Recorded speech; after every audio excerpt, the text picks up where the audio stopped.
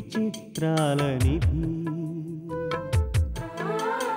ఓ విధి విచిత్రాల నిధి వింత కథల సారథి ఆశ నిరాశల వారధి నిరంకుశ నిర్ణయాల నిర్దయవానిధి ఓ విధి విచిత్రాల నిధి ఓ విధి విచిత్రాల నిధి. మామయ్య గారు కరెక్ట్ టైం చూసి రోజుకి కౌంటర్ ఇచ్చారనమాట. నిజంగా రోజు ఏడ్మోహన్ చూసి ఉండాల్సింది సంధ్య. పాపం ఆ అవమానాన్ని భరించలేక రోజు కుంగి కృషించిపోయి ఏం చేస్తుంది దుర్యోధనుడి టైప్లో చలసానికి ఆ అవార్డు ఏల రావలే, వచ్చెను పో. నేనెందుకు ఆ అవార్డు అందుకొనుటకు వెళ్ళవలే, వెళ్ళి తినిపో. మధ్యలో ఆ ఫోన్ ఏల రావలే, వచ్చెను పో. దుష్టుడు దుర్మార్గుడు కుత్సితుడు కుటిలుడు అయిన ఆ చలసాని ఆ అవార్డు లక్ష్మీదేవికి ఇవ్వమని ఏల చెప్పవలే. మతి స్థిమితం లేని ఆ కమిటీ వారు ఆ అవార్డు లక్ష్మీదేవికి ఎందుకు ఇవ్వవలే? ఇచ్చి తినిపో. ఆ అవార్డు అందుకుని లక్ష్మీదేవి నన్ను చూసి ఏల నవ్వవలే. అవమానం, దుర్భర అవమానం, భరించలేని అవమానం. ఈ అవమానాన్ని భరిస్తూ నేనేల బతకవలే.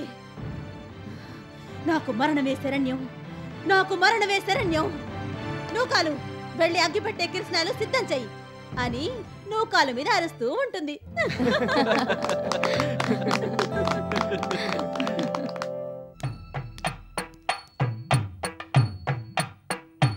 అమ్మా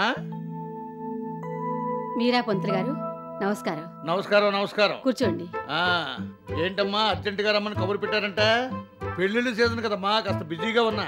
తోవలోనే కదా పెళ్లికి వెళ్తూ వెళ్తూ కాస్త మాట్లాడి వెళ్దామని వచ్చా. హలో, నేనే వరాహపతులు మాట్లాడుతున్నాను. ఏంటి కుర్రోడు మూడు ముళ్ళు వేయడానికి తొందరపడుతున్నాడా? ఇదెక్కడ గొడవండి బాబు, ఇంకా ముహూర్తానికి చాలా టైం ఉందని చెప్పండి. ఇదిగో మీ వాడు ఆవేశం చూస్తుంటే పెళ్లిపేటల నుంచి లేవగానే వేరే సంబంధం చూడమనేటట్టున్నాడు. ఇదిగో నేను వచ్చే వరకు ఆగితే ఆగండి, లేకపోతే ఆ మూడు ముళ్ళు మీరే వేయించండి. ఓ పని అయిపోతుంది. ఉంటా. ఇదమ్మా ఈ కాలం కురవాళ్ళ వ్యవహారం. అన్నిటికీ తొందరే. అర్జెంటుగా పెళ్లి అయిపోవాలి, పిల్లల్ని కనేయాలి, చదివించేయాలి, అమెరికా పంపించేయాలి. ఏమిటో ఇప్పుడు చెప్పమ్మా. వేరే ఏముంటుంది పంతులు గారు, మా భార్గవికి ఏదైనా మంచి సంబంధం చూస్తారని. చూడడానికి ఏముందమ్మా, కారు మెకానిక్ దగ్గర నుంచి కంప్యూటర్ ఇంజనీర్ వరకు అన్ని సంబంధాలు ఉన్నాయి. కాకపోతే పిండి కొద్దీ రొట్టి, కట్నం కొద్దీ కుర్రవాడు. మా పరిస్థితులు మీకు తెలియనివి కాదు కదండి. కట్నాలు ఇచ్చుకోలేవు. భార్గవి సంగతి తెలుసు కదా, తెలివితేటలున్నాయి, కాస్తో కూస్తో చదువుకుంది, వంట వార్పు వచ్చు. అంచేత కట్నం గురించి పెద్దగా పట్టింపు లేకుండా అమ్మాయిని చూసి చేసుకునే సంబంధం ఏదైనా ఉంటే చూసి మీరే పుణ్యం కట్టుకోవాలి. అమ్మా గతంలో కూడా ఈ విషయం నాకు మీరు చెప్పారు, నాకు గుర్తుంది. కానీ ఈ కాలం కుర్రవాళ్ళకి అవ్వ కావాలి, బువ్వ కావాలి, కట్నాలు కావాలి, అమ్మాయి బాగుండాలి. అది పరిస్థితి. మీరే అలా అంటే నేనేం చెప్పగలనండి? లోకము తీరు చెప్పానమ్మా, అంతే. మీరు నాకు ఇన్నిసార్లు చెప్పారు కాబట్టి ఓ మంచి సంబంధం చూశాను. కుర్రవాడు తెలివైనవాడు, బుద్ధివంతుడు, ఉద్యోగం చేసుకుంటున్నాడు. ఇల్లు చక్కదిద్దుకోవడానికి ఓ చక్కని అమ్మాయి దొరికితే చాలు అనుకుంటున్నారు. కట్నగానుగుల ప్రసక్తే లేదు. అమ్మాయి గుణవంతురాలు, పరిమంతురాలు అయితే చాలు, పెళ్లి చేసుకుంటామని మాటిచ్చారు. నేను ఒక మంచి ముహూర్తం చూసి వాళ్ళని తీసుకొస్తాను. అమ్మాయి గనక వాళ్ళకి నచ్చినట్టయితే పెళ్లి జరిగిపోయినట్టే. భార్గవ వాళ్ళకి నచ్చకపోవడం ఏంటమ్మా, ఈ పెళ్లి జరగడం ఖాయం. ఏదో మీ దయ వల్ల ఈ సంబంధం ఖాయమై భార్గవికి పెళ్ళైపోతే చాలు. ఎలాగైనా మీరు నాకు ఉపకారం చేసి పెట్టాలి.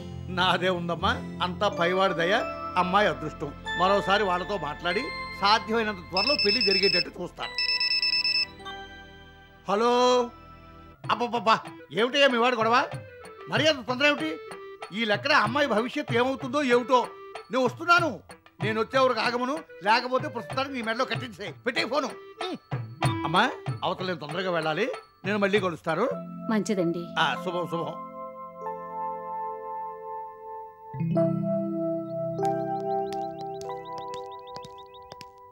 అమ్మా భార్గవి బాగున్నావా? ఇప్పుడే నీ పెళ్లి విషయం మీ అమ్మగారితో మాట్లాడి వస్తున్నాను. శీఘ్రమేవ కళ్యాణ ప్రాప్తి వస్తూ. వస్తానమ్మా.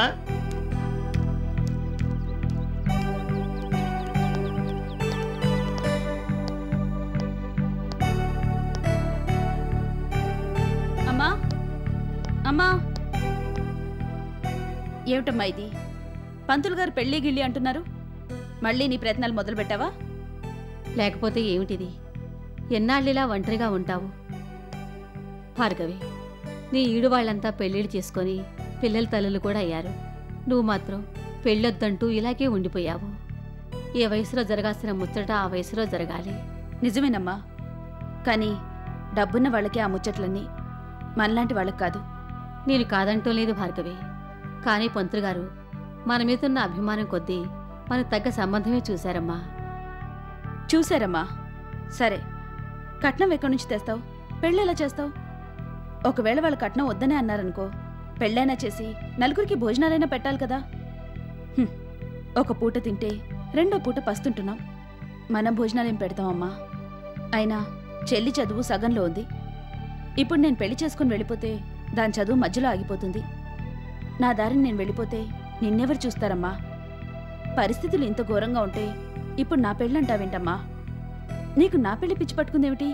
భార్గవి, నీకు పిచ్చిలాగానే కనిపిస్తుంది. నా పరిస్థితుల్లో నువ్వుంటే కానీ నా బాధ ఏంటో నీకు అర్థం కాదు.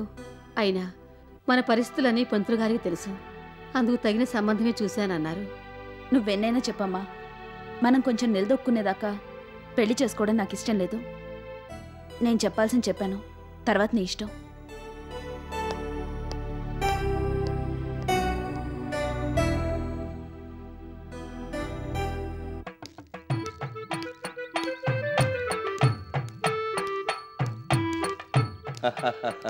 నమస్కారం పంతులు గారు. నమస్కారం నమస్కారం. ఎక్కడి నుంచి మహా జోరుగా వస్తున్నారు? మీ ఇంటి నుంచే. మా ఇంటి నుంచే? అదే మీ ఇంట్లో అద్దెకుంటుందే భార్గవి, ఆ అమ్మాయికి మంచి పెళ్లి సంబంధం చూశాను. ఆ విషయమే మాట్లాడి వస్తున్నా. భార్గవికి సంబంధం చూసారా? ఆ అమ్మాయికి ఏం వయసు మించిపోయిందని, అదీగాక ఆ అమ్మాయి ఎవడో తలకమాసిన వాడిని పెళ్లి చేసుకుని వెళ్ళిపోతే ఆ కుటుంబం ఏమైపోతుంది? ఈ పరిస్థితుల్లో ఆ అమ్మాయికి పెళ్లి ఏమిటండి, బుద్ధి జ్ఞానం లేకుండా? ఎవరికి, మీకా నాకా? అయినా బయట నుంచి చూసే వాళ్ళకి అలాగే ఉంటుందిలేండి. పాప కూతురికి పెళ్లి కాలేదని ఆ తల్లి ఎంత బాధపడుతుందో. అందుకే మంచి సంబంధం చూశాను. ఆహా, పోన్లేండి, చాలా మంచి పని చేశారు. మీరు ఈ మధ్య పెళ్లిళ్లే కాకుండా సమాజ సేవ కూడా చేస్తున్నారన్నమాట. సంతోషం. ఇంతకీ కుర్రాడు ఎవరబ్బాయి? రాఘవయ్య గారిని, రిటైర్డ్ హెడ్ మాస్టర్ వాళ్ళ అబ్బాయి. అలాగా? చాలా మంచి విషయం చెప్పారు పంతులు గారు. అరే రే రే, తమరేదో అర్జెంటు పని మీద వెళ్తుంటే ఆపినట్టున్నాను, క్షమించండి, వెళ్ళిరండి. పర్వాలేదు.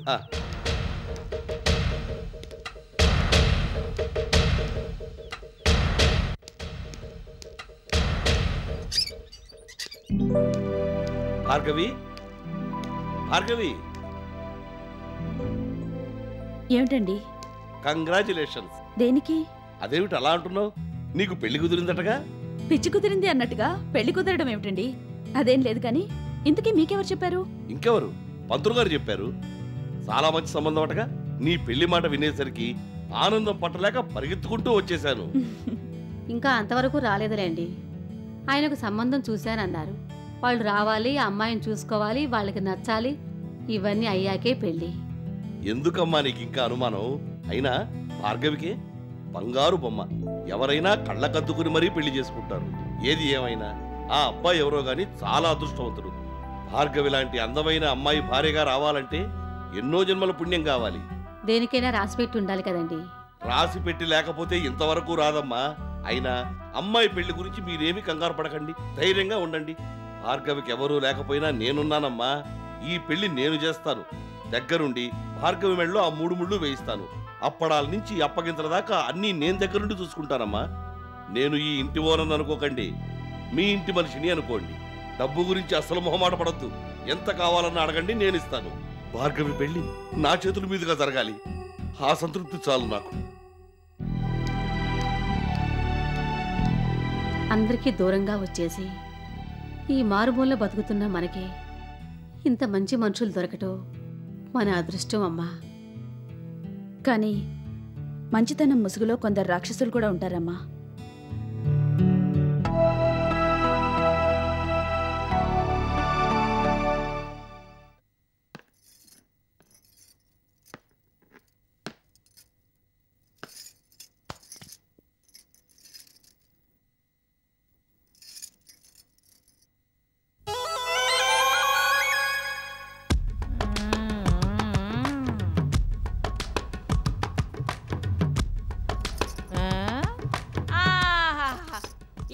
పోజెట్టాడండే. ఎవరింటికి వచ్చావో ఎలా కూకుడున్నావో తెలుస్తుందా? ఒంటి మీద తెలుగుందా? నాకన్నీ తెలుసు, నీకేం మర్యాద తెలియట్లేదు. ముందెళ్ళి అయ్యగారికి కాఫీ పట్టరా. ఎవడా అయ్యగారో? ఇంకెవరు కనపడట్లా? నేనే. కుక్క సింహాసనం మీద కూకుడున్నంత మాత్రాన కుక్కగారు అయిపోద్దా? ఇదిగో చాలా డ్యామేజింగ్ గా మాట్లాడుతున్నావు. నన్ను కుక్క అంటావా? పని మనిషివి పని మనిషిలా ఉండు, లేదా పనిలోంచి పీకి పారేస్తాను. పీకేయడానికి నా నేటి నీ నెత్తి మీద జుత్తును కాను, నీ నోట్లో ఉన్న పిప్పని కాను. ఇదిగో ఇదిగో చాలా పేలుతున్నావు. నాకు గాని కోపం వచ్చిందంటే ఏం చేస్తానో నాకే తెలియదు. ఏటయ్యా నువ్వు చేసేది? రేపో మాపు మా అమ్మగారు నిన్ను ఎటు కాకుండా చేసేస్తారు. ఆ అమ్మ సంగతి నీకు సరిగ్గా తెలదు. చూడబోతే లచ్చిందేవి గారి ఇంటి కబుర్లన్నీ మోసుకొచ్చి మా అమ్మగారు చెవులో ఎత్తనాలు కావాలా? ఇక నీకు మూడెట్టే. నాన్సెన్స్. నువ్వు నన్ను బెదిరిస్తున్నావా? శ్రీకృష్ణుడు శిశుపాలుడికి 100 తప్పుల్లాగా అవకాశం ఇచ్చాడు. నేను కూడా నీకు 100 తప్పుల్లాగా టైం ఇస్తున్నాను. ఇప్పటికే 90 పూర్తయ్యాయి. ఆ 10 పూర్తవని నిన్ను శ్రీకాకుళం పంపించేస్తాను. నాతో వేళాకోళం వద్దు.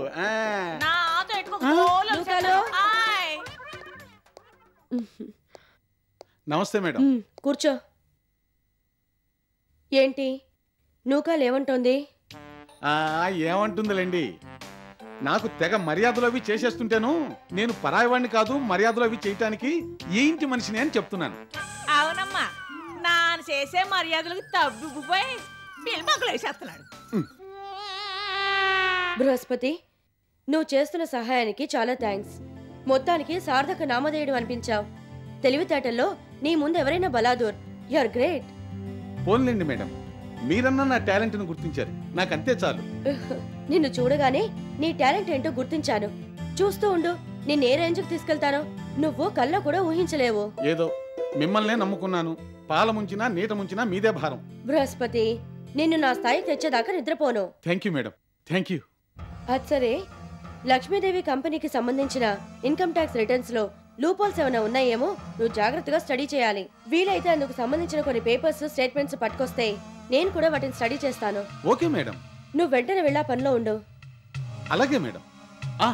మీ కంపెనీ డెవలప్ అవడానికి నేను కొన్ని పథకాలు ఆలోచించాను మేడం. అవి ఏమిటంటే? అవన్నీ నేను తర్వాత వింటాను, కానీ ముందు నువ్వు వెళ్ళా పనిలో ఉండు. Okay madam, okay.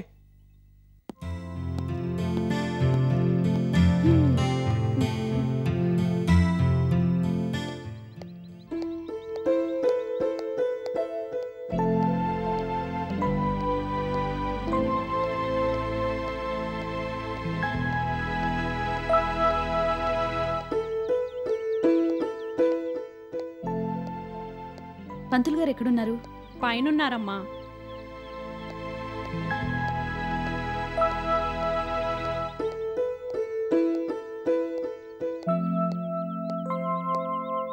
బ్రతికియున్నంత కాలము నీదు భజన తప్పను గాని మరణకాలమునందు మరతునేమో. నమస్కారం పంతులు గారు. భార్గవి, నువ్వా? రా కూర్చోమ్మా. ఏంటమ్మా ఇలా వచ్చావు? ముహూర్తం తొందరగా పెట్టించమని అడగడానికి వచ్చావా? లేదు, ఆ పెళ్లి జరగకుండా చూడమని అడగడానికి వచ్చాను. ఏంటమ్మా నువ్వు అంటున్నది? పెళ్లి జరగకుండా చూడాలా? అవును, మా అమ్మ సంగతి మీకు తెలుసు కదా. నాకు పెళ్లి చేసుకోవడం ఇష్టం లేదని, పెళ్లి చేసుకోకుండా ఇలాగే ఉండిపోతానని ఆవిడ భయం. ప్రతిసారి నువ్వు పెళ్లి చేసుకుని అంటుంటే ఆవిడ భయపడడంలో తప్పులేదు కదమ్మా. నిజమే, నేను కాదనడం లేదు. అయినా నేను పెళ్లి చేసుకోనని చెప్పడం లేదు కదా. కొన్నాళ్ళు ఆగి చేసుకుంటానంటున్నాను. దానికి అమ్మ కంగారు పడిపోతుంది.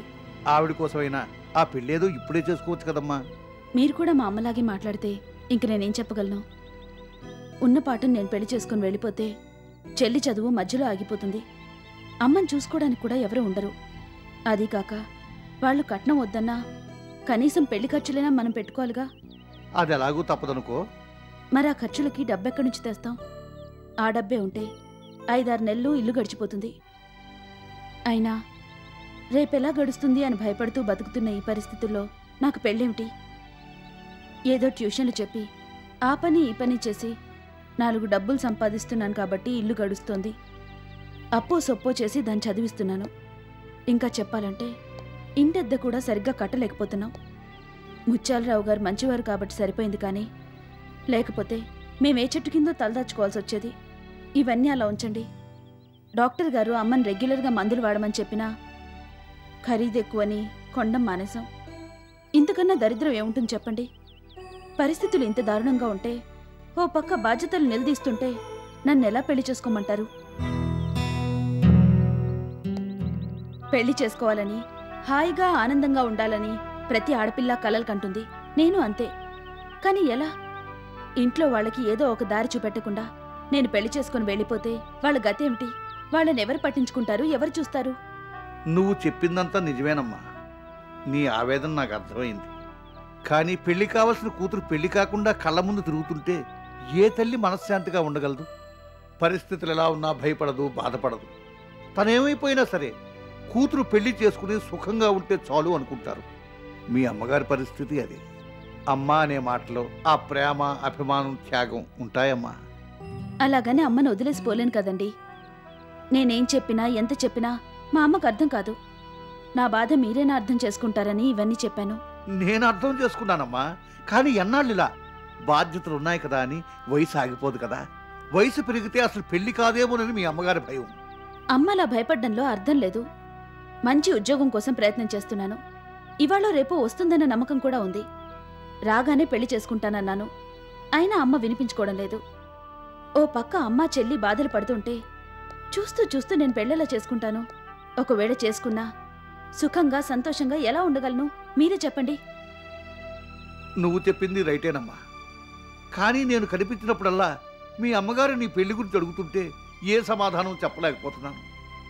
ఇది కూడా మంచి సంబంధం అని చెప్పానమ్మా. మీరు తప్పు చేశారని నేను అనడం లేదు. నన్ను అర్థం చేసుకోమంటున్నాను.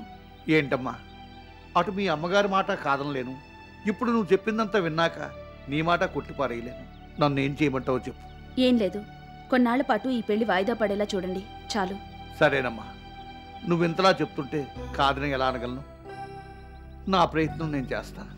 భార్గవి, కన్న కొడుకులు కూడా తల్లిదండ్రులను ఇంట్లో ఉంచుకోవడానికి ఇష్టపడక ఓల్డేజ్ హోములకు పంపిస్తున్న ఈ కాలంలో ఆడపిల్లవై ఉండి మీ వాళ్ళ గురించి ఇంతలా ఆలోచిస్తూ పెళ్లి కూడా వాయిదా వేయమని అడుగుతున్నావంటే నీ మంచితనాన్ని, అయిన వాళ్ళ మీద నీకున్న ప్రేమాభిమానాల్ని మెచ్చుకోకుండా ఉండలేకపోతున్నానమ్మా.